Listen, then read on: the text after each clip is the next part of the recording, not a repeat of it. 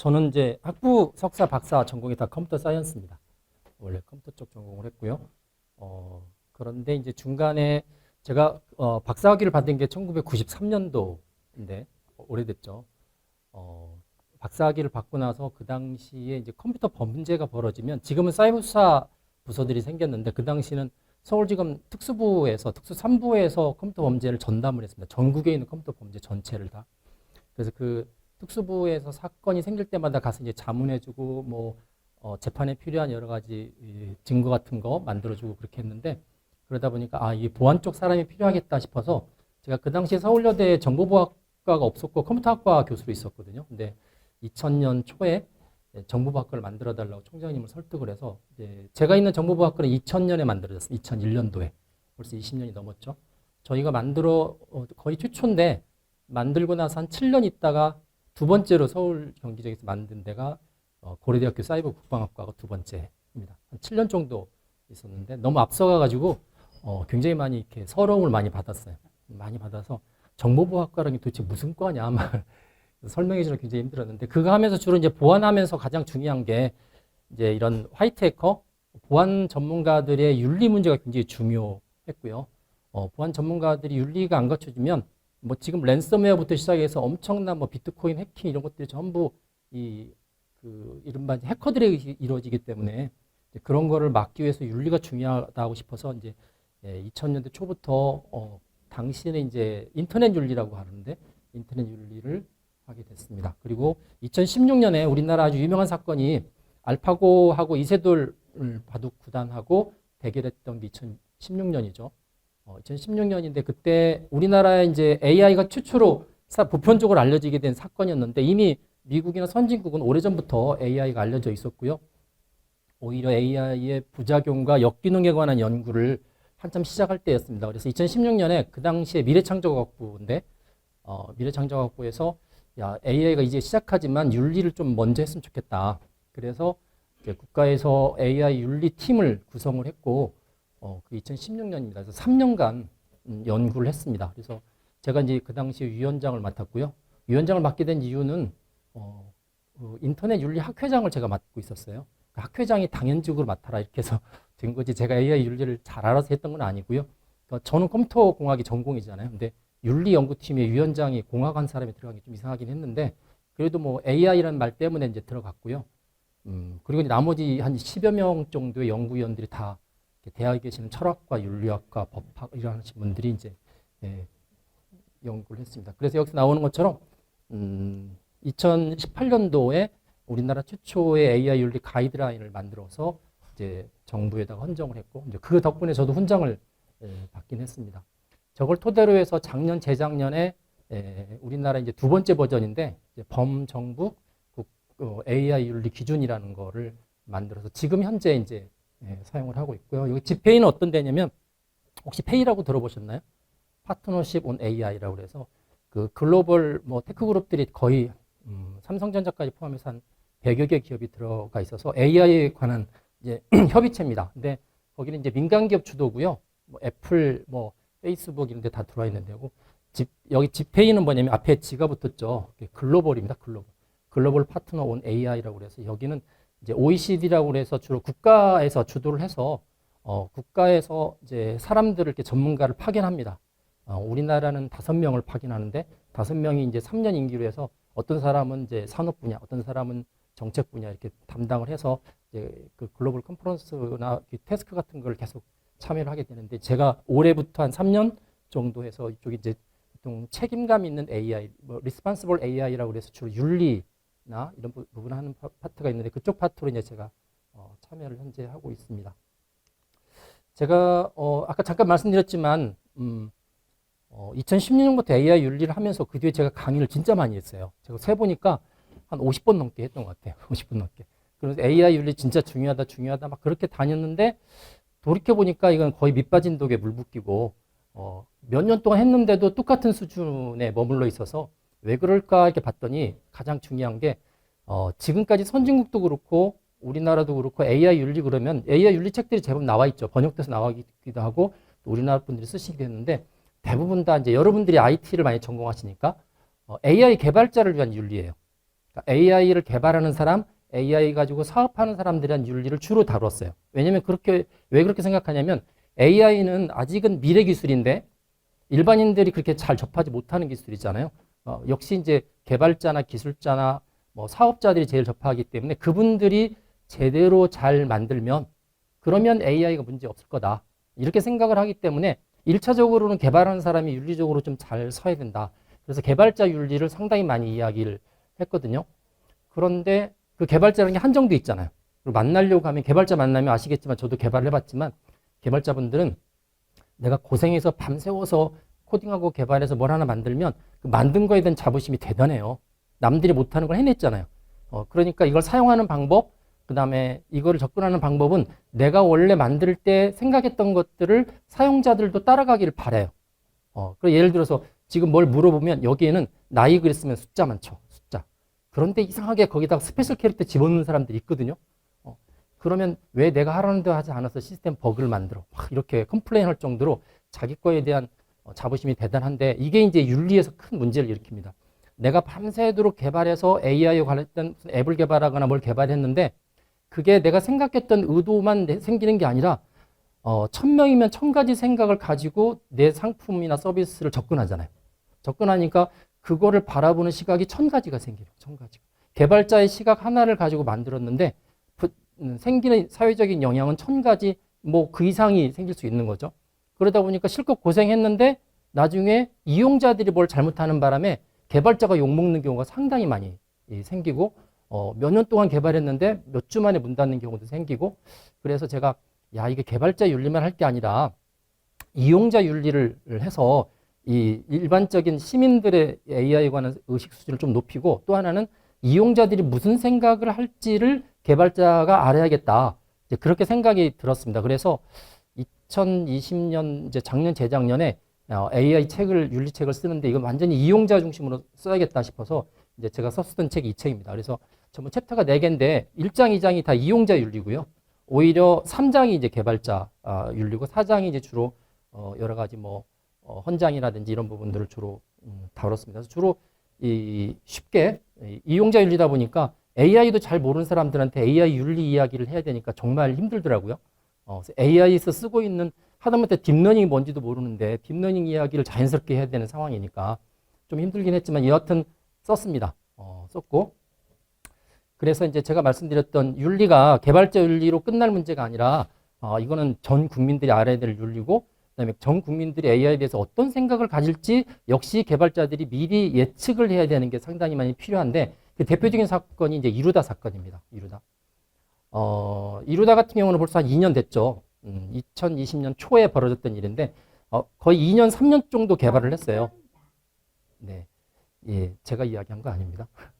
네, 한 2년 정도, 3년 정도 개발했는데 3주 오픈하고 문 닫았습니다. 그래서 제가 보통 3주 천하라고 하는데 여러분들이 생각을 해보세요. 2년, 3년 동안 밤새면서 수십 명이 매달려서 개발했던 거가 오픈되자마자 3주 만에 문을 닫았어요. 이유는 윤리 때문에 문을 닫았습니다. 그래서 이 첫 번째 이 AI 이루다 사건을 가만히 들여다보면 제가 이제 우려했던 부분들이 다 나타나고 있는데 이제 이런 거죠. 첫 번째 사람들이 인공지능은 미래 기술이다. 아닙니다. 인공지능은 현재 기술이에요. 여러분들 스마트폰 안에 인공지능 다 있고 뭐 채널 돌리려고 해도 인공지능이 다 일방적으로 가이드를 하잖아요. 이제 내년 되면 자율주행 자동차가 현대가 레벨 4를 만든다고 선언을 했어요. 레벨 4면 운전자가 뒷좌석에 앉습니다. 앞좌석에 앉지 않고 뒷좌석에 앉는 게 레벨 4인데 그렇게 유튜브에서 지금 현대가 광고를 하고 있고요. 졸업하게 되면 여러분들 인터뷰 하시죠. 기업에 가서. 코로나 때문에 우리나라 500대 기업의 약 반 정도가 AI 면접을 합니다. AI 면접. 그래서 어떤 청년이 자기가 AI 면접을 5번 봤는데 다 떨어졌대요. 도대체 AI는 어떤 기준으로 자기를 면접하는지 궁금하다는 거예요. 이게 사실 윤리 문제거든요. 궁금한데 알려주지 않습니다. 알려주지 않는 게 아니라 알려주지 못하는 거죠. 못하는 상황입니다. 그러니까 이제 AI는 현재 기술이 맞고요. 그럼 현재 기술이라고 하면은 개발자만 잘해서 되는 게 아니라 이용자나 일반 국민들도 뭔가 철학이 있어야만 이거의 방향 조절을 하는데 참여할 수 있다. 이렇게 볼 수 있는 건데 바로 이루다가 이제 그거에 대한 첫 번째 시도입니다. 첫 번째, 3번에 걸쳐서 세상적인 무리를 일으켰는데 3주 동안 진짜 아주 드라마틱한 흐름들이 신문에 계속 나왔습니다. 첫 번째 라운드 싸움. 이 이루다가 20대 여성 캐릭터거든요. 블랙핑크를 좋아한다 그러면서 뭔가 캐릭터 페르소나를 형성을 했습니다. 그러니까 여기에 20대 여성 초반, 그러니까 확 달려드는 그룹이 있었어요. 누가 달려들었을까요? 네, 중학교, 고등학교 남학생들이 달려들었습니다. 중학교, 고등학교 남학생들이 달려들고 그 다음에 대학생 일부, 주로 남학생들이 달려들어서 이루다에 대한 이제 성희롱을 하기 시작합니다. 음담패설, 뭐 여러 가지 보통 때 일반 사람하고 할 수 없었던 대화를 1대1 대화에서 엄청나게 쏟아지기 시작하면서 이루다가 뭐라고 대답하는지 보자. 그래서 그 대답하는 걸 전부 잡아서 뭐 DC 인사이드 아카이브가 막 경쟁적으로 올리기 시작을 한 거죠. 그게 이제 기자들한테 노출이 되면서 무슨 이야기 생기냐면 야 이거 AI가 사용자들도 정신 바짝 차리지 않으면 이거 이용자 윤리 문제가 심각하겠다. 이제 이게 첫 번째 탁 걸렸는데 그거는 뭐 이용자 윤리니까 그럴 수 있죠. 뭐 이용자가 항상 다 착한 건 아니니까. 그런데 얼마 안 돼서 갑자기 두 번째 라운드가 벌어졌는데 대화를 할 때 일부러 이제 난제를 집어 던지는 거죠. 뭐 예를 들어서 너 여성이지. 그럼 레즈비언에 대해서 어떻게 생각해? 여성 동성연애에 대해서 어떻게 생각해? 라고 질문했더니 이러다가 나 반맛이야. 뭐 이렇게 이제 불평과 부정적인 대답을 했어요. 그 화면 캡처 쫙 해서 또 올리죠. 그 다음에 야 지하철 타면 그렇게 붐비는데도 임산부석 비워놓지. 너 그거에 대해서 어떻게 생각해? 여성으로서? 뭐라고 그럴까요? 그거 진짜 반맛이다. 똑같이 부정적으로 이야기하는 거죠. 그것도 잡아서 올렸죠. 세 번째, 자 장애인에 대해서 어떻게 생각해? 우리 뭐 장애인들 많이 우대해주고 그러는데 그거에 대해서 어떻게 생각해요? 역시 마찬가지로 밑에 보니까 불편하다, 밀어버리고 싶다, 뭐 이런 식으로 이루다가 대답을 하니까 앞에 두 개는 사실은 여성과 관련된 키워드잖아요. 그래서 사람들이 뭐 여성 혐오와 일으키는 사람들도 그 있을 수 있다. 사회적으로 뭐 지금도 존재하니까. 그런데 세 번째 장애인은 전 국민 대상이거든요. 태어날 때부터 장애인으로 태어난 사람 있고 살다가 장애인인 사람 있고 죽을 때는 거의 다 장애인에 대해서 죽잖아요. 그렇기 때문에 이거는 전 국민 대상이 되니까 이제 매스컴에서 가만히 있질 않은 거죠. AI가 불평등하고 차별 있고 편견 있다. 이제 AI의 문제를 딱 삼았던 거고 이제 마지막 3라운드는 그 이루다가 했던 대답이 원래 이제 학습을 할 때 카카오톡에서 남자 여자끼리 친구들끼리 했던 그 카카오톡 대화 보통 연애의 과학이라는 앱에서 보통 그러니까 점수를 알아보고 가이드를 받기 위해서 대화를 이렇게 올렸거든요. 그거를 이제 당사자 허용을 안 받고 학습용으로 썼어요. 그걸 94억 개 정도를 썼고요. 94억 개를 쓰다 보니까 그 안에 개인정보가 다 들어가 있겠죠. 전화번호부터 시작해서 뭐 둘이 남자친구 여자친구끼리 별별 대화 다 했을 텐데 그걸 전부 갖다 학습을 했습니다. 그리고 그 중에서 1억 개를 뽑아서 이루다의 답으로 썼어요. 답으로 쓰다 문장 통째로 답을 쓰다 보니까 그 안에 이제 개인정보가 녹아져 있는 걸 답으로 하면 안 되잖아요. 그러니까 이제 거기 또 나름대로 AI를 돌려서 개인정보를 다 걸러내는 뭐 1억 개를 손으로 걸러낼 수 없으니까 프로그램을 짰습니다. 프로그램을 짰는데 프로그램 진짜 잘 짰거든요. 그런데도 빠져나가는 게 있었어요. 어떤 거냐면 예를 들면 이런 거 전화번호를 한글로요. 010. 이거 숫자 아닌 걸 다 놓친 거예요. 그 다음에 또 뭐 이렇게 특이하게 썼던 것들이 다 놓친 거죠. 그런데 이루다의 답을 듣는 사람들이 보면서 이거 내가 옛날에 남자친구랑 했던 카톡 했던 내 대화가 똑같은데 여기에 우리 집이 나와 있는데 우리 집 위치가 나와 있는데 이것들이 이제 문제가 되기 시작하면서 이거 뭐 가지고 학습했어? 학습할 때 내 거 개인정보 걸러냈어? 막 이걸 이제 되기 시작하니까 키사에서 이제 개인정보보호위원회에서 이슈가 돼서 키사에서 1억 건의 데이터 중에서 700만 건을 손으로 조사를 했어요. 700만 건의 데이터를 이루다의 답을 조사했더니 3건, 4건이 개인정보를 걸르지 않고 그 정도는 프로그램 잘 짠 거 아니에요? 저도 프로그램 짜는 사람 입장에서 자동으로 프로그램 돌렸는데 700만 건 중에서 3개만 빼고 다 개인정보를 걸러낸 거잖아요. 얼마나 잘했어요. 그런데 이제 700만 건을 이루다의 답 1억 개로 환산을 해요. 환산을 하면 수십 개, 수백 개가 그냥 나온 거잖아요. 그래서 이제 개인정보법 위반. 그래서 1억 원의 이제 과태료와 과징금을 받고 문을 닫았습니다. 그래서 이제 세 번째 라운드는 뭐냐면 개발자가 잘못했다는 거죠. 첫 번째는 이용자의 잘못이고, 두 번째는 AI 자체의 잘못이고, 세 번째는 개발자의 잘못이고. 이루다 2.0이 지난달 27일날 28일 오픈했습니다. 너티라는 앱을 통해서 오픈했고요. 여러분들 혹시 쓰세요? 안 쓰시죠? 약간 연령층이 낮아 쓰더라고요. 연령층이 낮거나 아니면 저처럼 아예 연령층이 높거나. 왜냐면 이게 아시겠지만 쓰레기가 들어가면 쓰레기가 나오고 좋은 게 들어가면 좋은 게 나온 게 AI인데 젊은 애들끼리 대화했던 내용들을 학습하다 보니까 이루다의 말투가 진짜 20대나 10대 말투예요. 저한테도 막 먹어요. 요즘 어떻게 하면 가만히 꺼놓고 밤 11시 되면 제 이름이 김명주거든요. 명주야 뭐 하니? 물어봐요. 나 심심한데 말을 걸어요. 그 대화하면 그래서 보면 이제 보통 구글에서 이런 자연 언어 처리하는 챗봇이 얼마만큼 사람의 대화하고 비슷한지 측정하는 기준이 여러 개 있는데 그 중에 하나가 SSA라는 게 있어요. 거기에 뭐 스페시피시티 뭐 이런 거 이렇게 센시티브니스에서 문맥을 얼마나 잘 이해하고 말을 얼마나 구체적으로 하는지에 대한 테스트를 하는데 보통 사람이 사람과 대화할 때가 한 86%가 나와요. 86%. 뭐 사람도 100% 이해하는 거 아니니까. 그런데 구글이 만든 그 초거대 AI 중에서 하나가 민나라는 게 있는데 민나 같은 경우는 풀 옵션을 다 집어넣으면 79%가 나와요. 대단하죠. 이루다가 78%가 나옵니다. 이게 초거대도 아닌데 엄청나게 하는 이유가 뭐냐면 학습 데이터가 그만큼 좋은 거예요.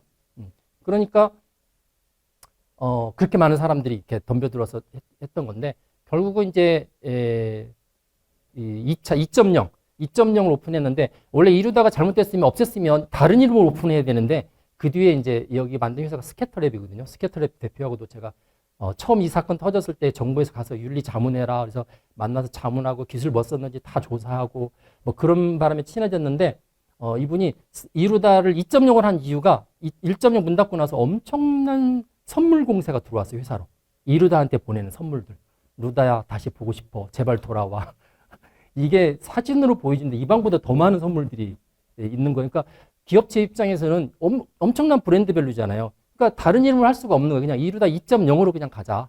그래서 이루다 2.0을 지금 오픈했고 그 오픈하기 전에 이제 저랑 같이 윤리 가이드라인 만들어서 하나씩 다 체크하고 하는 작업을 했는데 제가 좀 까다롭게 했더니 나중에는 저를 빼더라고요. 몇 개 지금 제가 체크한 것 중에 하나가 뭐냐면 중독 체크에 그러니까 중독 3주 동안은 중독 안 벌어지죠. 근데 이제 앞으로 한 6, 7개월 지나면 중독이 벌어질 거거든요. 중학생, 고등학생들이 이것만 붙잡고 사면 학부모들이 언성이 이제 막 올라갈 텐데 마치 강원랜드의 도박 중독이 벌어지면 강원랜드 자체에서 나름대로 가지고 있는 기술적 관리적 조치가 있어요. 한 달에 드나드는 이 사람이 몇 번 드나드는지 체크를 하죠. 주민등록증 가지고. 그래서 너무 많이 들어오면 못 오게 하잖아요. 그런 것처럼 이러다도 그게 있어야 학부모들이 안심하지. 안 그러면 안 된다 그랬더니 이분들은 그런 것 같아요. 중독이 되어야 장사가 잘 되는 거잖아요. 그래서 교수님 그거 나중에 하면 안 될까요? 그래서 나중에 하시라고 제가 그랬는데 여튼 세계적으로 보면 이제 AI를 만들 때 뭐를 윤리적으로 체크를 해야 되는지를 사람들이 논의를 한 거를 빅데이터 분석을 스탠포드 대학에서 했어요. 2019년에 발표를 했는데 이게 매년 인덱스를 만드는데 이게 보시면 맨 위에가 이제 퍼센트를 따져보세요. 나라별로 색깔별로 이렇게 나와 있는데 맨 위에가 공정성, 비차별성이에요. 아까처럼 AI가 나를 차별하면 어떡하지? 뭐 흑인을 차별하고 전과자를 차별하고 여성을 차별하고 하는 부분이 나오면 안 되기 때문에 결국은 얘는 차별은 대부분 데이터가 차별성이 있기 때문에 그대로 학습하니까 그대로 나오는 거거든요. 물론 엔지니어가 이제 나오는 스레시홀드 밸류 값을 고정으로 막 바꿔서 차별을 일으킬 수도 있긴 하지만 그래서 보통 데이터 공정성, 알고리즘 공정성 이야기를 하는데 그게 가장 큰 이슈예요. 두 번째가 이제 프라이버시죠. 아까 이야기했처럼 개인 학습 데이터를 개인 프라이버시 데이터를 읽으면 바깥으로 드러나면 안 되는데 가끔씩 드러나거든요. 뭐 해킹에 의해서 드러나기도 하고 또 실수해서 드러나기도 하고 이 부분 또 중요하고 그다음에 투명성 설명 가능성은 뭐냐면 아까 AI 면접했는데 떨어졌어요. 내가 왜 떨어진지 설명해달라고 그러니까 담당자가 그러는 거 이거 AI가 해서 모르겠다. 그 사람이 한 것보다 AI가 있으니까 훨씬 공정하지 않느냐. 사람이 떨어졌으면 왜 설명해달라고 하는 게 이해가 되는데 AI가 있으니까 그건 따질 수 없는 거다. 이렇게 이야기를 해요. 근데 사실은 그렇지 않거든요. 그 AI 면접하는 프로그램 여러분들 혹시 보시면 알겠지만 뭐가 있냐면 모든 회사에 공통적으로 쓸 수 있는 일반적인 인적성 검사 같은 문제들을 만들기도 하지만 이런 게 있습니다. 돈을 조금 더 주면 LG 같은 경우는 LG에서 10년 이상 된 직원들 한 1000명을 뽑아가지고 그 사람들한테 설문을 해요. 그러면 그 10년 이상 된 소위 말해서 LG맨, 삼성맨들이 대답하는 패턴들 있죠. 그걸 AI한테 학습을 시킵니다. 학습을 시킨 다음에 신입사원 지원자들한테 똑같은 문제를 풀으라고 그래요. 풀으라고 그래서 10년 이상 된 그 1000명의 직원들하고 값이 비슷하면 합격이에요. 이거 편견 나오지 않을까요? 편견 나옵니다. 편견 나오죠. 왜냐면 기존에 10년 이상 됐으면 아무래도 이제 성별로 따지면 남성이 더 많고, 그렇죠? 또 어느 회사에 따라서는 출신 학교나 지역을 차별할 수도 있는데 그분들의 데이터를 가지고 AI한테 학습시켜서 새로운 신입사원 뽑을 때 기준으로 써버리면 기존에 있는 편견과 차별이 고착화되는 거잖아요. 그렇죠?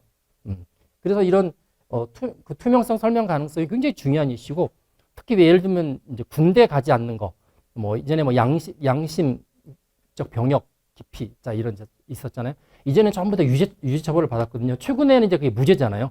그러니까 과거의 거 재판 기록을 학습을 해서 AI 판사가 판단하면 지금도 양심적 병역 거부는 유죄예요, 유죄.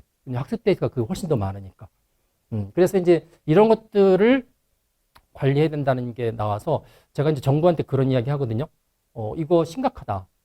왜냐면 기존에 있는 기업들이 자기들의 인사 스타일을 고착화시키는 건데 그 기준을 자기들도 모른다, 사실은.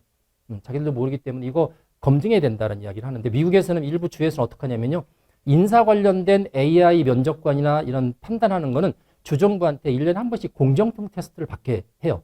그래서 뭐 흑인 차별, 지역 차별 이런 것들을 다 해서 오케이 되면 쓰게 하거든요. 근데 우리는 안 합니다, 아직.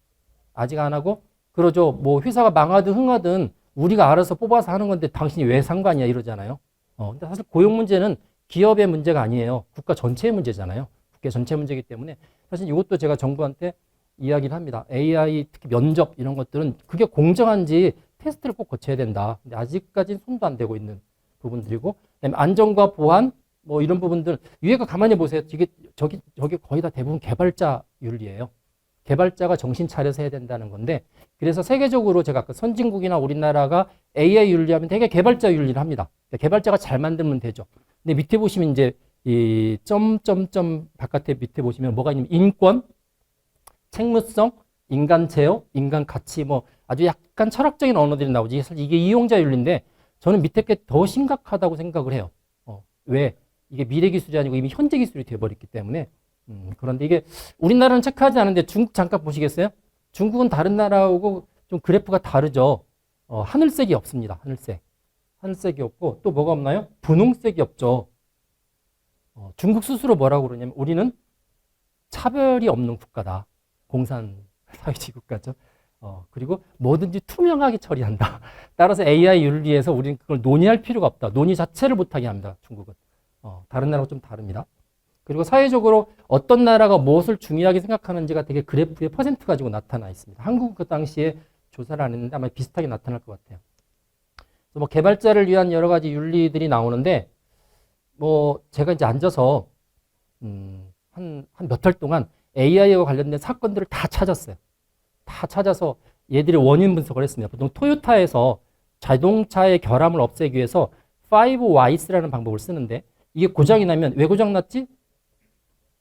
그러면 그 바로 전 단계가 나오죠. 그러면 그 전 단계는 왜 생겼지? 또 그 전 단계가 나옵니다. 이렇게 한 5번만 연거푸 질문하면 가장 근원적인 이유에 도달할 수 있다는 게 5Whys라는 이론인데, 제가 이제 창의적 사고라는 교양 과목을 한 10년 넘게 하면서 많이 썼던 방법이라 이걸 그대로 적용을 시켰어요. AI 관련된 사고가 왜 벌어질까? 왜 영화 속에서는 이게 문제라고 생각할까? 그래서 쭉 추적해서 제일 바닥까지 갔더니 대개 3개로 유추가 돼요. 첫 번째, 너무나 당연한 건데, 너무나 당연한 거를 이제 이론상 찾아간 거. 첫 번째는 AI가 똑똑해요. 사람보다 똑똑해요. 이게 문제인 거예요. 심지어 여기 계신 교수님보다 더 똑똑해요. 어떤 때는. 그 이세돌 구단보다 더 똑똑하고 이세돌 구단보다 바둑 랭킹가 더 높았던 커제를 3대 빵으로 이겼잖아요. 알파고가. 그 다음 버전에서. 두 번째는 자율적이에요. 사람이 개입하지 않아도 지가 판단해요. 그냥 어떤 패턴 인식도 하고 결정도 하고 뭐는 판단하죠. 최근에 이제 생성까지 하죠. 자기 마음대로. 세 번째는 이제 기술적인 특징인데 얘는 학습을 해요. 데이터를 학습하죠. 이 3가지 때문에 사실은 대부분의 윤리 문제가 생기거든요. 그러니까 개발자들한테 이야기할 때 그런 거죠. 학습 관련된 거다 보니까 학습을 잘못하면 결국 편견이 생기는 거죠. 지금처럼.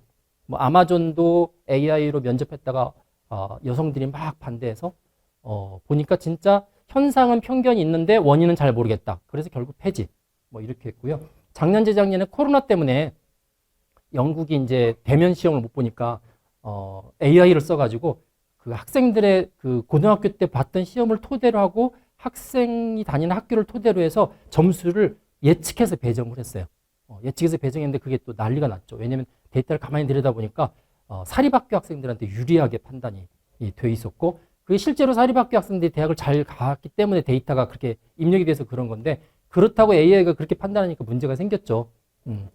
그다음에 옆에 있는 죄수도 보면 우리나라는 아직 안 그런데 미국에서는 연방법원에서 AI를 사용합니다. 재판할 때.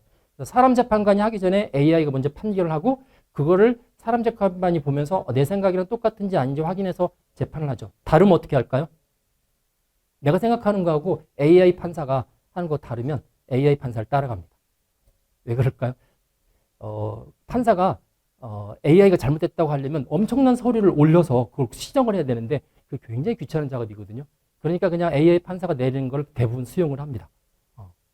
거기에 문제가 있다는 거죠. 뭐 흑인들에 대한 차별들이 있다 이런 것들이 많이 나왔고 그다음에 AI를 이용해서 요즘에 일본 같은 경우는 특히 케어 로봇이라고 그래서 이제 요양원 같은 데 계시는 노인분들을 케어해주는 로봇들을 많이 개발하는데 그게 이제 해킹을 당하는 거죠.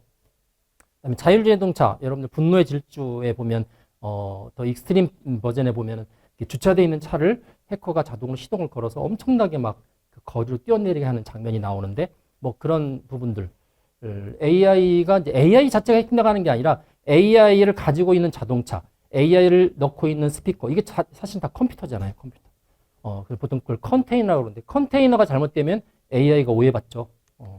그다음에 AI 자체도 여러분 한번 들어보셨을 거예요. 여긴 적대적 패치라고 그랬는데 저 위에 사진 잠깐 보시겠어요? 두 사람이 있는데 사람 인식하는 AI입니다. 왼쪽의 사람은 분홍색 박스가 나와서 person이라고 인식을 했죠. 근데 오른쪽 사람은 인식을 못하고 있어요. 같은 프로그램인데. 왜 그러냐면 그 사람 앞에 그 그림 한 장을 가지고 있죠. 그림 한 장을 메고 있습니다.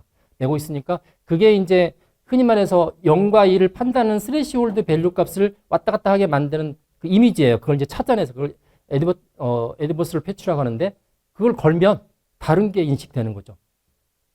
그래서 이제 어떤 범죄가 가능하냐면 잘 사귀던 남녀가 헤어지고 싶어요. 그러면 저게 디자인이 된 핸드백을 선물을 해주고 둘이 불법으로 무단횡단을 하는 거죠. 무단횡단을 하면 지나가는 자율주행자동차가 누구는 사람으로 인식하고 누구는 사람으로 인식하지 않겠죠. 그럼 사건이 벌어집니다. 네, 사건이 벌어지죠. 네.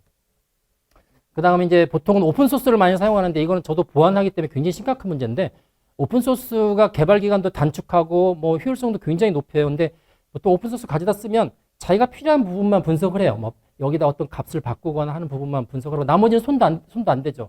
특히 라이브러리나 뭐 API 쪽은 손도 안 대는데 문제는 거기에 이제 해커들이 이 소스 코드를 심겨 놓습니다. 그래서 이게 이제 최근 IBM에서 딥라커라고 그래서 얼굴 인식해서 문 열어주는 프로그램이에요. 오픈소스거든요. 가져다가 쓰면 문 개폐를 해요. 그런데 특정한 사람이 되면 얘가 멜펑션을 일으킵니다. 멜펑션. 그러니까 숨겨놨던 코드가 확 살아나는 거죠. 그래서 결국 AI 자체가 문제가 생기는 경우도 있고 그다음에 이제 자율성 문제는 AI가 알아서 결정을 했는데 그게 사고로 이어지면 AI가 책임질 거냐 아니면 제조사가 책임질 거냐 그걸 이용하는 사용자가 책임질 거냐 하는 부분들은 앞으로도 계속 일어날 것 같습니다. 자, 여기까지는 개발자 윤리고 제가 그냥 앞으로 많이 이야기 들으실 거니까 넘어가고 아까 그 인덱스 밑에 나와 있는 거죠. 제가 보통 크게 이야기할 때는 이제 사회적 영향평가라고 하는데 AI가 우리 사회에 들어오면 어떤 일을 일으킬까 하는 건데 이게 미래 SF 영화에 나오는 게 아니라 지금 벌어지고 있는 일이거든요. 아까 현재 기술이라고 그랬죠. 제가 이제 디지털 부활과 사후 고용이라는 표현을 했는데 자, 마이클 잭슨 돌아가셨죠. 뭐 휘트니 휴스턴 노래 잘 부르는데 아깝게 일찍 돌아가셨어요. 그 팬들이 다시 이분들을 보고 싶어 하면 가끔씩 부활 공연을 합니다. 그래서 그분들이 녹화했던 거를 다시 디지털로 처리해서 그 주인공만 싹 뽑아가지고 3D 홀로그램으로 처리를 합니다. 그래서 무대에다가 세우거든요. 그럼 관객들이 어느 위치에 있어도 그 사람을 다시 볼 수 있도록 그렇게 이제 디지털 기술을 이용해서 부활 공연을 했습니다. 그런 게 뭐 종종 있었죠. 우리나라도 있었습니다. 3D 홀로그램으로 세우고 나머지 이제 뭐 댄서라든지 뭐 코러스 넣는 사람은 진짜 사람이고 주인공만 돌아가셨기 때문에 3D 홀로그램으로 다시 부활시켜서 하는 거죠. 자, 왼쪽은 배우의 이름 밑에 써 있어요. 제임스 딘이라고 그래서 딱 3년 동안 영화 배우를 했는데 모든 사람의 기억이 아주 강렬하게 인상이 남아있는 바나나의 아이콘인데 2019년에 파인딩 잭이라는 영화를 만들었는데 이 파인딩 잭은 그 월남전 베트남전을 배경으로 한 전쟁 영화예요. 거기 주연이 제임스 딘입니다. 제임스 딘을 AI로 부활시켜서 나머지 사람들은 전부 진짜 배우고요. 그 제임스 딘만 AI로 부활시켜서 출연시키는 거죠. 이러니까 미국 배우협회에서 난리가 났어요. 난리가 나서 막 반대를 하는 거죠. 가장 대표적으로 반대했던 사람이 크리스 에반스. 크리스 에반스가 누군가요? 네, 캡틴 아메리카. 네, 막 반대를 죽은 사람 데리고 장난치지 마라. 막 이러니까 이 배우 그 연출 감독이 하셨던 이야기가 있어요. 당신들은 아주 좋은 행운의 시대에 태어나서 제임스 딘의 연기를 보고 보고 지냈지만 지금 막 태어난 세대들은 제임스 딘이 누군지도 모르잖아요. 누군지도 모르는데 AI라는 기술이 그 새로운 세대들한테도 제임스 딘을 볼 수 있는 기회를 주고 있는데 당신들이 무슨 권한으로 막느냐라고 하는 거죠. 이건 무슨 이야기예요? 계속 하겠다는 이야기죠. 계속 하겠다는 이야기고 밑에 옆에 있는 빨간색 옷을 입으신 분이 혹시 누군지 혹시 아세요? 어떻게 알아요? 네, 우리 저기 차우정 학자님 세대만 알 수 있는 오드리 헵번. 네, 아주 청초함의 대명사죠. 뭐 그 당시에 뭐 유명한 여배우들이 있는데 오드리 헵번이 포르노에 출연합니다. 포르노 영화를 새로 찍는데 오드리 헵번을 출연을 시키는 거죠. 팬들이 난리가 나겠죠. 팬들이. 그래서 뭐 후손들은 더할 나위 없고 후손들은 우리 할머니, 우리 증조 할머니를 저런 데 출연시키다니 막 난리가 나겠죠. 뭐 초상권, 뭐 퍼블리시티권 난리 나는데 만약 후손이 없이 혼자 살다가 돌아가셨으면 후손이 없으면 마음대로 막 만들어도 되나요? 그게 이제 보통 공익소송이라는 게 있어요. 공익소송. 사회 정서에 반하는 게 있으면 당사자가 아니어도 소송을 걸 수가 있어요. 그런데 이 죽은 사람의 명예훼손이나 공익소송은 법적으로 엄격하지 않아요. 왜냐하면 표현의 자유 때문에. 결국은 사회적으로 가십을 일으키면서 이 사람들이 만든 영화는 엄청나게 잘 되겠죠. 도대체 무슨 영화길래 이렇게 사회가 시끌시끌해? 그러면서 앞으로 계속 부활시킬 거예요. 계속 부활시키고. 그래서 이제 이런 부분들이 어떻게 이해가 되냐면 이렇게 이해됩니다. 영어로 Digital Employment After Death. 죽었는데 디지털로 다시 부활해서 다시 고용이 되는 거죠. 첫 글자를 딱 따면 dead죠. 사이트가 있습니다. 그래서 본인이 죽었는데 그 사람이 남겼던 여러 가지 학습 데이터. 뭐 요즘은 거의 다 대부분 사진 찍어서 남기거나 동영상 찍어서 남기거나 글로 쓰거나 하기 때문에 전기 작가들이 어떤 사람 전기 쓸 때 굉장히 편하대요. 그 사람이 가는 거 쭉 긁으면 전기 소지가 다 나온대요. 옛날엔 집에 가서 찾아보고 돌아가신 분 친한 사람 만나서 인터뷰하고 막 그러다가 몇 달 걸렸는데 지금은 그렇지 않대요. 그러니까 이런 것들이 가능해지는 거고요.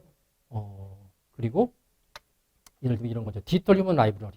혹시 들어보셨나요? 휴먼 라이브러리 들어보셨어요? 라이브러리는 보통 도서관도 있지만 이제 도서관에서 빌려주는 책도 라이브러리라고 그러죠. 그래서 예를 들어서 이 6분의 특징 혹시 6분 중에서 알고 계신 분이 몇 분이나 계실까요? 네, 왼쪽 밑에 김수환 추기경. 네. 여기는 이제 캐톨릭계죠. 여기는 온누리교회 하용주 목사님이라고 돌아가셨어요. 이쪽은 무소유 법정 스님, 불교계를 대표하시는. 위에는 네, 엘빈 토플러. 그다음에 여기는 스티븐 호킹 박사. 스티븐 호킹 박사, 스티브 잡스. 6분 다 돌아가셨죠. 돌아가셨는데 이분들이 이제 책들을 많이 쓰셨잖아요. 도서관에 가면 이분 쓰신 책이 있어요. 근데 책을 본다고 해서 내가 진짜 필요로 하는 거를 스티브 잡스는 어떤 생각을 가졌을까 알고 싶어서 봤는데 그 책이 답이 안 나올 수 있죠. 뭐 대부분 안 나올 거예요. 내 상황이 특별하니까.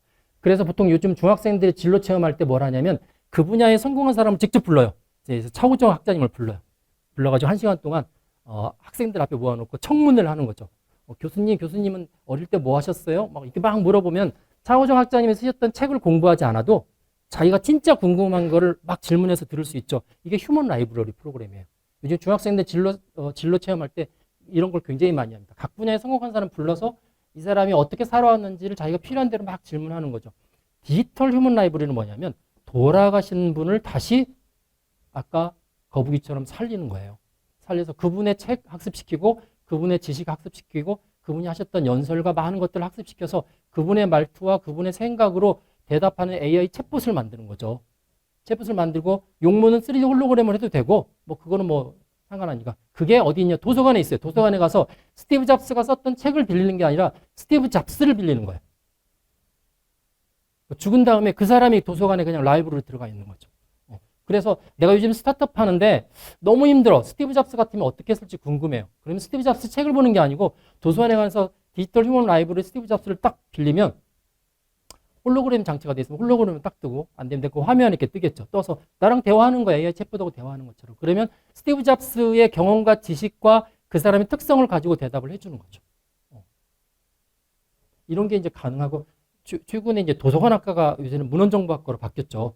문헌정보학과의 최근의 최고의 목표는 디지털 휴먼 라이브러리를 디지털 휴먼 라이브러리에서 책 정리하는 게 아니라 사람을 정리해서 집어넣는 거죠. EBS에 나오는 유명한 간 전담한 의사가 돌아가셨어요. EBS 명의가 한 분이. 그러면 그분을 디지털 휴먼 라이브러리로 넣어놓고 내가 간에 대해 상담하고 싶으면 도서관에 그분을 대출하는 거예요. 대출. 30분 대출. 그분이랑 내 간에 대한 상담을 하는 거죠. 물론 이제 이렇게 하려면 의료법도 바꿔야 돼요. 원격 진료도 못하게 하는 우리나라에서 과연 그걸 가능하게 할지는 잘 모르겠지만 하여튼 기술적으로는 가능해요. 이제 그런 상황이 됐죠. 그런데 마이크로소프트사에서 2017년, 18년도에 특허를 하나 냈습니다. 어떤 특허를 냈냐면 죽은 사람하고 당신이 대화할 수 있는 챗봇에 관한 기술적 특허를 냈고요. 그게 승인을 받았어요. 등록이 됐습니다. 등록이 됐는데 그 다음 문장이 이렇게 돼 있어요. 근데 그걸 만들지 않았어요. 왜 만들지 않았냐면 그걸 만들었을 때 생기는 파장이 너무 큰 거예요. 그래서 만들지 않고 뭘 하냐면 남들이 어떻게 만드는지 지켜보자. 이게 마이크로소프트의 정책입니다. 그 남들이 누구냐면 우리나라의 많은 스타트업, 그다음에 미국의 스타트업, 중국. 그래서 그것 때문에 사회적 파장이 뭐가 생기는지 보다가 야 이게 손익분기점에서 이득 쪽이 훨씬 맞겠다 그러면 이제 특허를 주장하겠죠. 너희들 기술 우리가 했던 거고 중복되네. 지금까지 했던 이득 다 환수. 그렇게 하겠죠. 기술이 있지만 기술로 인한 사회적 영향 평가를 해보고 이 기술을 바로 쓰는 게 좋은지 아닌지에 대한 전략을 세우고 있는 거죠. 이게 사실 이제 개발자 윤리라고 볼 수 있습니다. 아마존의 알렉사라는 AI 스피커가 있는데 이 AI 스피커가 최근에 몇 달 전에 썼던 기사예요. 돌아가신 할머니의 목소리 1분만 있으면 알렉사의 음성을 그 할머니 목소리로 다 바꿀 수 있다. 자, 이게 이제 보통 AI에서 보통 퓨샷 러닝이라고 하는데 뭐 다 전체 다 이렇게 트랜스포메이션 안 시켜주고 조금만 가지고 전체를 다 반영해서 바꿀 수 있는 기술인데 이거죠. 아이가 어릴 때 할머니가 동화책 읽어주는 거를 들으면서 자랐는데 갑자기 할머니 시골에 돌아가셨어요. 그러니까 아이가 이제 할머니 찾는 거, 할머니 보고 싶어. 할머니가 읽어주는 책 내가 들으면서 자고 싶어. 그러니까 그래. 아마존 해줄 수 있어. 할머니 목소리를 따서 해주는 거죠. 그게 기술적으로 가능하죠. 이거는 어디에 이용할 수 있냐면 가장 잘 이용할 수 있는 것은 보이스피싱입니다. 보이스피싱에 특정한 사람의 목소리를 음성을 학습을 시켜서 전화가 옵니다. 뭐 지금처럼 문자로 아빠 나 휴대폰 잊어버렸는데 뭐 인증번호 가면 불러줘. 이거 아니고요. 이거 아니고 전화가 옵니다. 딸 목소리로. 아빠 진짜 딸 목소리예요. 나 큰일 났거든 지금. 빨리 돈 붙여줘야 될 것 같아. 여보 나 사고 냈는데 저기 피해자가 당장 1,000만 원 입금하면 이 사건화 시키지 않겠다고 그러는데 만약 입금 안 하면 나 형사 고소하겠대. 그럼 나 전과제 내는데 어떡해? 입금해야지. 그렇죠? 근데 이게 저는 그렇게 일어날 거라고 생각을 몇 년 전부터 했었거든요. 사건이 벌어졌습니다. 유튜브에 가시면 AI에 의해서 진짜 자기 가족 목소리에서 사기당한 사람 기록이 계속 올라와요. 계속. 그래서 제가 이제 다른 데 보안 강의할 때 뭐 하냐면 야 이제부터는 새로운 기술이 필요하다. 뭐가 필요할 것 같아? 혹시 군대 갔다 온 친구들 있어요? 네, 군에서 가장 많이 쓰는 암구호가 필요합니다. 가족들만 알 수 있는 암구호를 하나 만들어서 혹시 그런 게 전화로 오면 암구 확인을 해야 되는 그런 세상이 돼버렸어요. 가짜가 너무 진짜 같은 세상이 된 거죠. 자, 이제 그 다음 주제를 약간 넘어가겠습니다. 이건 이제 고용과 관련된 문제, 뭐 사후 프라이버시 문제, 명예훼손 문제인데 또 하나는 뭐냐면 같은 대상을 바라보는 시각이 사회 안에서 너무 극명하게 차이가 벌어지는 현상이 있는데 그게 AI 로봇한테도 똑같이 벌어집니다. 똑같이. AI에 대해서. 개를 보시면 밑에 보세요. 개하고 고양이한테 죽을 때 유산 상속을 해줘서 요게 이제 신탁법이 있어가지고요. 그 신탁법에 의해서 고인의 재산을 가지고 개를 섬기는 회사를 만듭니다. 그래서 개가 죽을 때까지 열심히 섬기죠. 그러면 이제 고용 창출이 벌어지잖아요. 그래서 신탁법에 의해서 저렇게 하거든요. 우리나라는 저게 없는데 그래서 보면 위에 보니까 트러블이라는 반려견은 132억 원을 받았고 주인한테 밑에 있는 고양이는 2,200억 원을 유산 상속을 받았어요. 대단하죠. 그래서 신탁법에 의하면 이게 언제 이제 무효가 되냐면 개하고 고양이가 죽으면 나머지 재산이 전부 환원이 돼요. 국고 귀속이 됩니다. 주정부로. 그렇게 돼 있는데 우리나라도 그런 경우 있죠. 키우다가 개한테 물려주고 싶어. 우리는 아직 그게 안 돼 있습니다. 그런데 이제 개에 대해서 그런 시각들이 있죠. 진짜 가족 같은 바라보는 시각도 있지만 아직도 한편에서는 얘는 보신탕의 소재다라고 생각하는 사람들이 있죠. 이게 극명하게 부딪혔던 사건이 2016년에 전라북도 전주에 있었던 사건인데 전주 옆에 완산이라고 조그만 마을이 시골이 있습니다. 거기에 귀농을 했던 사람들이 있어요. 귀농. 자기가 10년 키웠던 반려견이랑 같이 귀농을 해서 마을에 이제 적응한 지 얼마 안 됐는데 어느 날 갑자기 개가 뛰쳐나갔는데 안 들어오는 거예요. 며칠 사이에. 네, 그래서 마을 노인정 같은 데 가서 어른분들한테 이런 개를 보셨나요? 막 그랬더니 안 봤어. 그랬더니 며칠 뒤부터는 갑자기 노인분들이 왜 그까짓 개 한 마리 가지고 마을을 시끄럽게 해? 막 이렇게 갑자기 반응이 바뀌는 거야. 순간 뭔가 이렇게 조직적 범죄가 느껴지죠. 그래서 경찰한테 CCTV를 다 뒤져달라고 그랬어요. CCTV를 다 뒤져서 범인을 찾았습니다. 그 마을에 사는 70대 남성 할아버지 세 분이서 푸대에다가 넣어갖고 가지고 산에 가서 드셨어요. 그런데 여기 보시면 알겠지만 살아있는 개를 잡아서 그렇게 먹으면 동물학대죄예요. 근데 그분들 말하기는 이 개가 차에 치였는지 이미 차에서 죽어서 거리에 있는 건데 어차피 치워야 되는데 우리가 가져가서 먹은 거야 라고 이야기하니까 그렇게 되면 점유이탈물 횡령죄, 이건 굉장히 가벼운 죄거든요. 그래서 결국은 재판에 가서 이분들은 점유이탈물 횡령죄로 재판을 받았어요. 근데 주인 저거에 승복을 못하고 고등법원, 대법원까지 올라갔습니다. 대법원까지 올라갔다는 이야기는 고등법원에서도 졌다는 이야기잖아요. 그런데 변호사가 설득을 했어요. 아무리 반려견이지만 당신이 생각하는 개에 대한 그거를 법적으로 아직은 우리나라가 반영 못 해주니까 가봤자 진다. 그래서 이분이 포기를 했는데 이분이 그렇게까지 올라가게 된 가장 큰 이유가 하나 있어요. 그 세 분의 노인분이 하셨던 말이 비수가 돼서 본인은 재판을 꼭 열어야겠다고 생각을 했는데 무슨 말이 있냐면 우리가 잘못했어. 근당 얼마씩 보상해 주면 돼? 자기들은 고기를 먹었기 때문에 키로 근당 얼마씩 보상해 주면 돼? 걔가 그 30kg 나갔나? 이러니까 이분은 그냥 확 돌아버린 거죠. 그러니까 이제 같은 거를 놓고 바라보는 시각이 엄청나게 다른 거죠. 엄청나게 다른 겁니다. 자, 이게 이제 제가 잠깐 자폐아, 여기 오티즘이라 나오죠. 자폐 스펙트럼 증후군. 우리가 이상한 변호사 우영우, 똑바로 읽어도 거꾸로 읽어도 나오는, 거기 나오는 자폐 스펙트럼 아이들한테는 전문 교사가 붙거든요. 전문 교사가 붙어서 교육을 시키면 보통은 1시간 내지 2시간 정도 집중하고는 보통 주의가 흐트러진답니다. 그런데 최근에는 로봇을 이용합니다. 로봇을. 맨 왼쪽에는 MIT에서 만든 건데 로미보라는 거 만든 지가 좀 오래됐어요. 얼굴 보시면 파란색 얼굴에 눈동자도 하얗고 좀 이상하게 생겼죠.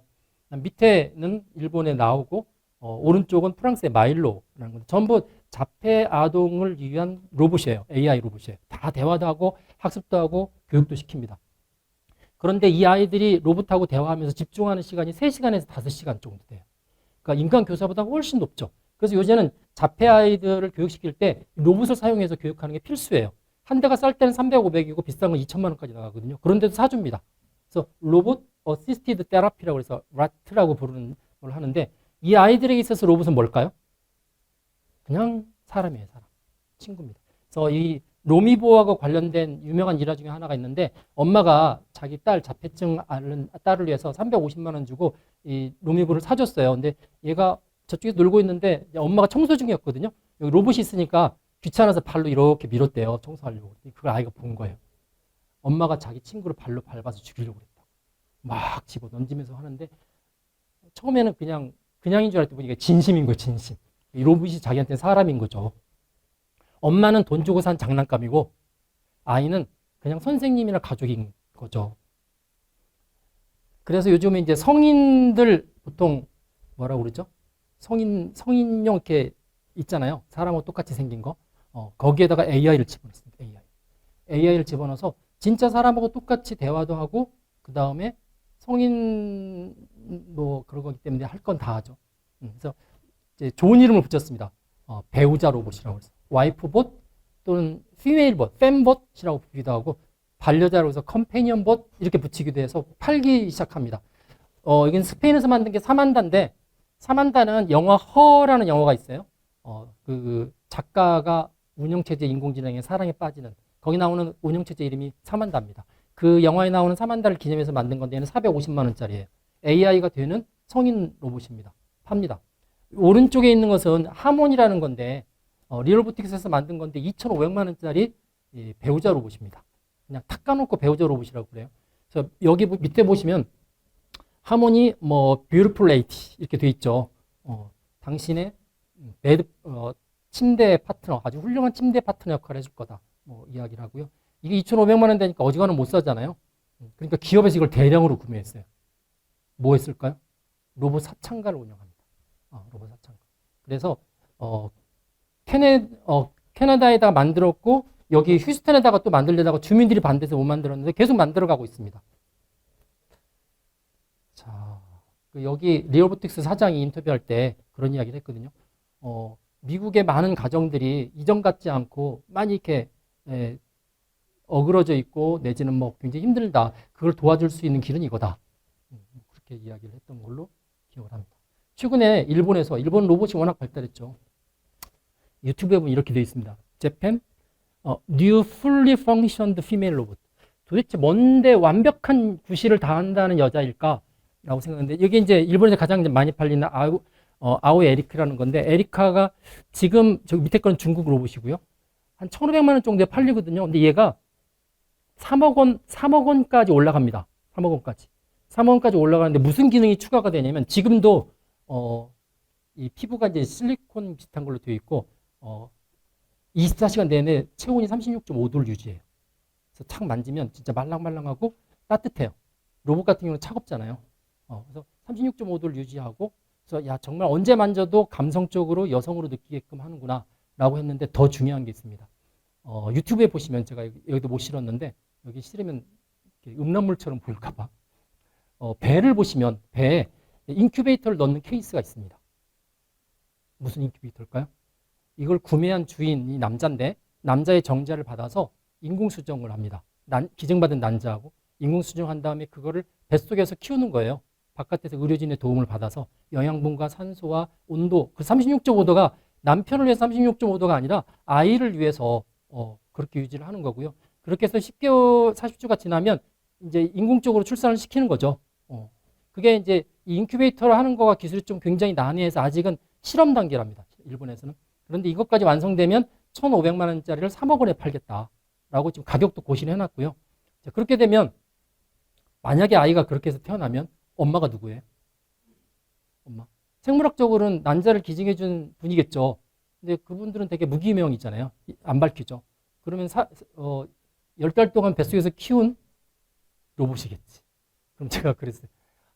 우리의 며느리나 사위가 사람이 아닌 시대가 올 수도 있는데 어떤 경우는 어머니가 사람이 아닌 사람도 있겠다. 법적으로. 야, 이게 이제 무슨 관계인데요. 같은 거를 바라볼 때 우리가 개발자들이 만들 때는 그냥 이런 용도라고 만들었는데 그거를 바라보는 사람들은 1,000명이면 1,000가지 시각으로 접근하는 거예요. 그렇기 때문에 내가 어떤 프로덕트를 만들었을 때 사회적으로 어떤 반응이 일어날지를 미리 고민한. 그래서 아까 마이크로소프트사가 죽은 사람을 다시 부활시킬 수 있는 기능이 특허로서 완벽하고 가지고 있지만 우리는 이거를 지켜보겠다. 아직은 만들지 않겠다고 했던 일도 그런 것 중에 하나죠. 제가 이제 여러 가지가 있지만 좀 정리를 하겠습니다. 시간이 다 됐기 때문에. 인공지능 윤리에 대한 부분들은 주로 개발자 윤리로 해서 많이 연구가 되어 왔어요. 지금 보시는 것처럼 뭐 AI가 있기 전부터 상상 속에서부터 윤리 연구가 쭉 돼서 뭐 우리나라도 지금까지 뭐 교육부에서도까지 이제 AI 윤리 가이드를 만들었으니까 그래서 보시면 이렇게 AI 윤리들도 만들고 이건 이제 국가 윤리고요. 그다음 이건 교육부 윤리입니다. 교육부가 지난 8월 달에 발표했던 윤리고 윤리들을 많이 만들고 있는데 이게 이제 크게 보면 기술 윤리라고 해서 기술을 가지신 분들이 이거로 인해서 사회적으로 어떤 영향이 있을지 어떤 부작용과 역기능이 있을지를 고민을 사실은 해야 되고요. 그리고 개발자 입장에서 막 개발자가 노력하고 힘들어했던 것들만 고집할 게 아니라 아주 야멸차게 소비자들이 1,000명이면 1,000가지 생각을 가지고 내가 만든 걸 접근한다는 생각을 해야 되는 거죠. 그래야 기술적인 윤리가 완성될 수 있기 때문에. 그래서 이제 여러분들도 아마 AI 쪽 일을 하실 가능성이 큰데 AI는 다른 기술하고 다르게 다른 기술들은 사람의 팔, 다리, 편리, 시간 전략, 공간 전략 이런 걸 도와주는 거지만 AI는 머리를 바꿔치기 하는 거잖아요. 사람의 머리와 경험과 아이덴티티를 바꿔치기 하기 때문에 사람의 존재를 바꿔치기 할 수 있는 거거든요. 존재가 바뀐다는 이야기는 전통적인 인간 관계도 바뀐다는 이야기예요. 굉장히 큰 영향을 주기 때문에 여러분들이 기술을 공부하면서 더불어서 이게 내가 만들었던 프로덕트가 사회에 들어갔을 때 어떠한 영향을 줄지 그런 거에 대한 연구를 해야 되고 그게 기술적인 조치에 의해서 혹시 부작용과 역기능이 더 딜레이 되거나 제거된다면 훨씬 더 좋은 거죠. 그런 고민을 해야 되는 거죠. 그랬을 때 사회적으로 문제가 됐을 때 처음 개발할 때부터 그런 고민하지 않았느냐라고 물어봤을 때 우리는 전혀 그런 생각 못 했는데 하는 거하고 저희도 고민했는데 이런 것들에 대한 조치를 취했고 이렇습니다 하는 거 전혀 다른 거죠. 그래서 여러분들이 IT를 하고 어떤 기술 개발을 할 때 항상 이거로 인해서 좋은 면만 볼 게 아니라 이거로 인한 부정적인 거나 내지는 사람들의 경험에 의해서 전혀 예상치 못했던 반응이 나올 수 있다는 생각들을 해서 미리 좀 상상도 하고 조치도 취하고 그런 게 필요하다 하는 말씀을 드립니다. 그래서 이제 결론적으로 AI는 미래 기술이 아니고 이미 현재 너무나 많은 곳에 쓰이고 있는 현재 기술이고 그리고 너무나 많은 사람들이 접하고 있는 보편 기술입니다. 그래서 AI 윤리 그러면 AI도 어렵고 윤리는 재미없잖아요. 어려운 것과 재미없는 게 합해지면 아무도 안 하죠.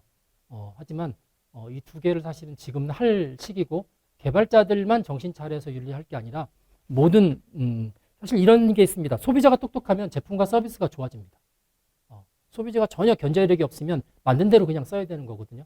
그래서 소비자들이 똑똑할 수 있어야 된다는 생각을 하고 있고 더불어서 소비자들이 무슨 생각을 할지 개발자들도 생각을 해야 됩니다. 저는 그걸 이제 윤리적 상상력이라고 하는데 기술 개발하시는 분들은 윤리적 상상력을 같이 가지고 있는 게 훨씬 더 오래 갈 수 있는 아까 이루다처럼 2년 3년 정도 2년 3년 고생했는데 3주 만에 문 닫았어요.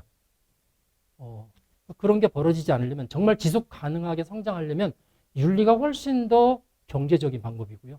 훨씬 더 바른 길이다 라는 말씀을 드리고 마치도록 하겠습니다. 감사합니다.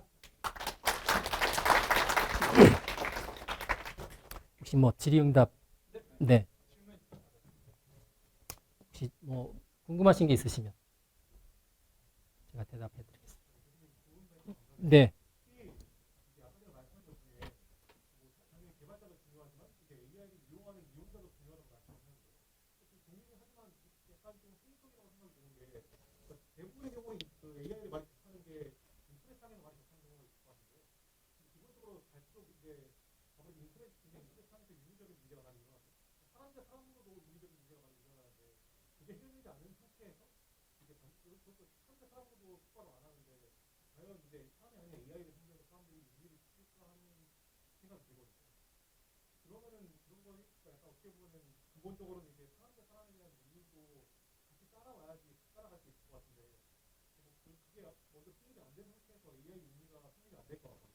보통 어떤 새로운 기술이 나오면 현실에서는 그 완벽하지 않지만 그 기술에서는 완벽하기를 바라는 기준들이 다 모입니다.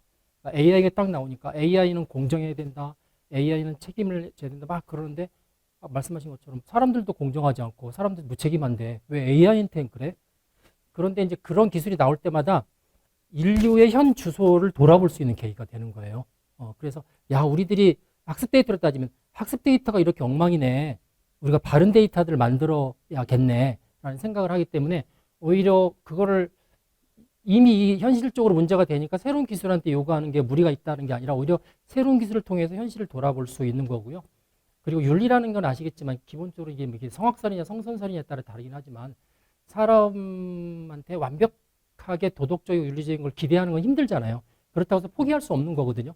포기할 수 없기 때문에 새로운 기술이 나올 때마다 이슈화시키고 그걸 통해서 뭔가 인류가 조금 인간이 좀 더 개선이 되고 그거를 통해서 또 우리가 해결하지 못한 거를 기술에서는 해결할 수 있는지 계속 타진해보고 그거는 필요하다라는 생각을 하고 현실적으로 이제 말씀하신 게 이제 산업에 계신 분들은 윤리 이야기하면 교수님 그거 아무리 떠들어봤자 안 지켜요. 안 지키는데 왜 처음부터 그렇게 힘빼세요? 왜 제 인생에 태클을 거세요? 뭐 윤리하면 자꾸 이렇게 지능이 아니라 못하게끔 발목을 잡는 건데 근데 몇 가지 사례를 보면 아까 말씀드렸잖아요. 스캐터랩도 그렇고 윤리적인 거가 훨씬 더 오래 갑니다. 오래 가고 사업을 하더라도 본인이 좀 떳떳하고요. 그래서 그게 이제 또 윤리를 하다 보면 이런 게 있어요. 비윤리적인 부분에 사업이 잘 될 수 있는 테마들이 진짜 보여요. 야, 요거 하면 비윤리적이면 진짜 사람들, 아까 이야기했잖아요. 포르노, 죽은 사람을 살려서 포르노를 만든다든지. 그래서 이제 좀 그런 윤리적 상상력을 통해서 나올 수 있는 부작용도 미리 알아볼 수 있을 것 같고, 그게 진짜 사회적으로 합의가 돼서 진짜 이러면 안 되겠다 싶으면 이제 민의에 의해서 법도 만들어도 되는 거죠. 그래서 유럽 같은 경우는 작년에 인공지능 법 초안을 만들었는데 거기에 3가지 정도는 절대 이거는 AI로 하면 안 된다는 걸 딱 못 박아서 집어넣었어요. 3가지를. 그리고 이 3가지를 뺀 나머지 한 8가지는 이건 굉장히 위험하니까 이건 잘 컨트롤하면서 해야 된다. 이걸 법으로 만들어놨거든요. 그런 식으로 이제 윤리적으로 힘이 좀 딸리면 이제 법의 힘을 빌어서 최소한의 것은 또 말할 수 있기 때문에 윤리적인 부분들은 법에 앞서서 좀 많이 논의돼야 되는 주제가 맞다라는 생각을 합니다. 네.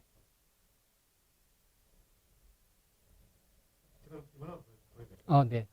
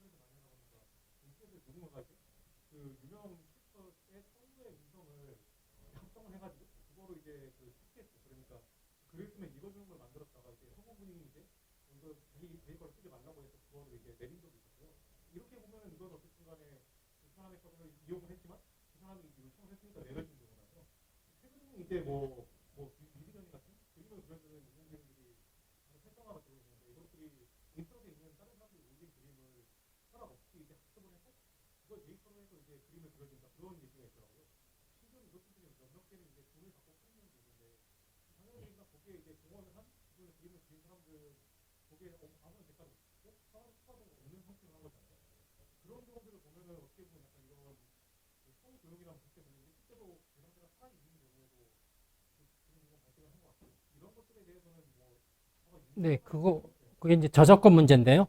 저작권 논의는 지금 한국저작권위원회에서 제가 올해 과제를 해서 지난주 하나 마쳤는데 딱 그겁니다. 학습 데이터셋이 정형 데이터가 아니고 이제 비정형 데이터, 특히 초거대 같은 경우는 마구 긁어가거든요.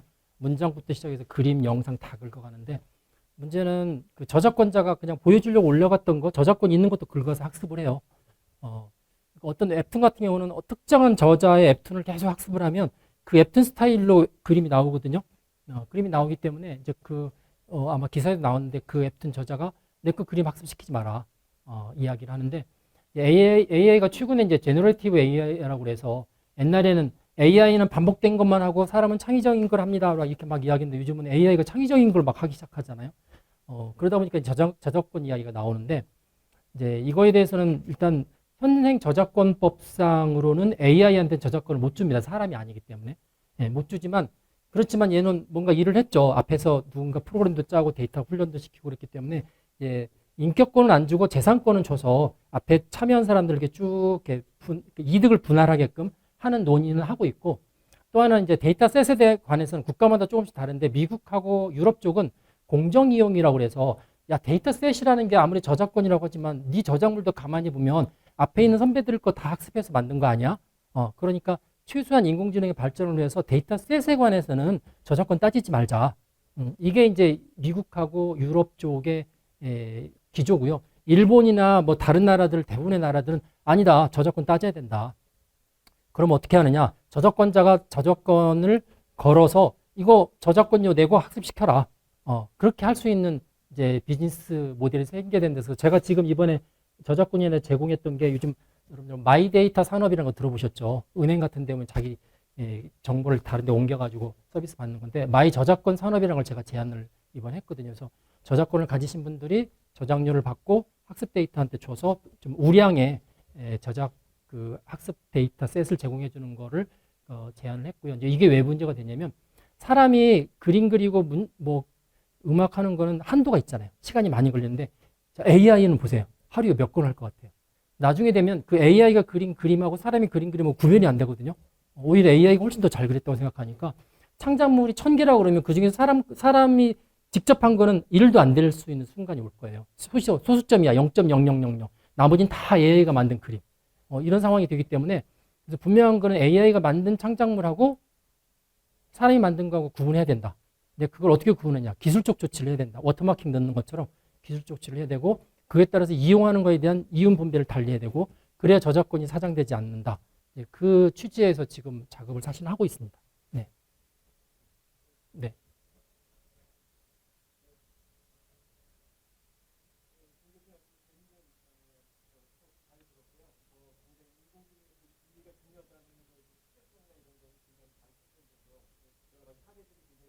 네, 고맙습니다.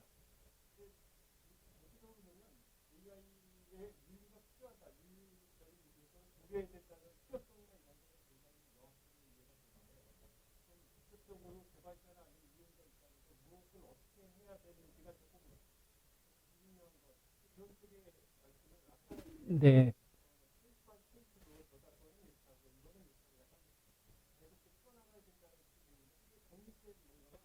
네, 있습니다. 이게 가이드라인이. 제가 사실 이제 이 책을 지금 2판부터는 뒤에 말씀하신 가이드라인이 별책으로 이렇게 들어가 있습니다. 그래서 개발자 가이드라인이 한 80 몇 개가 들어가 있고요.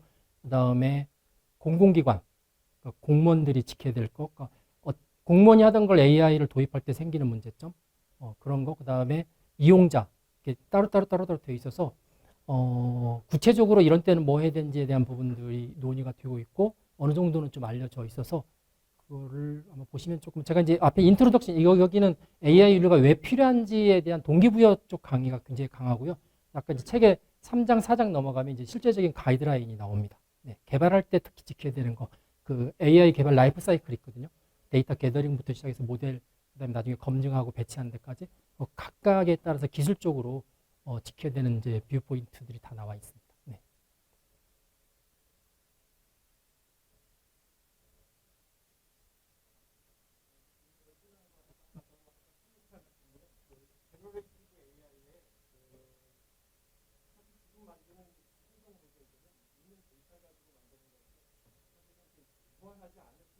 네.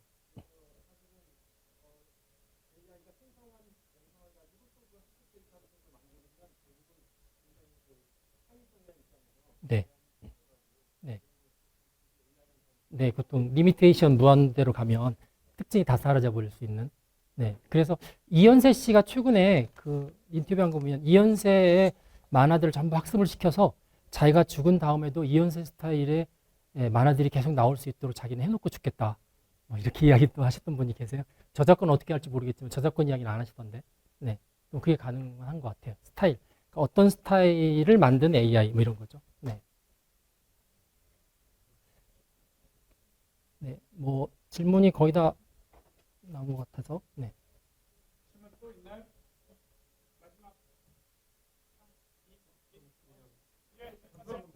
네. 네.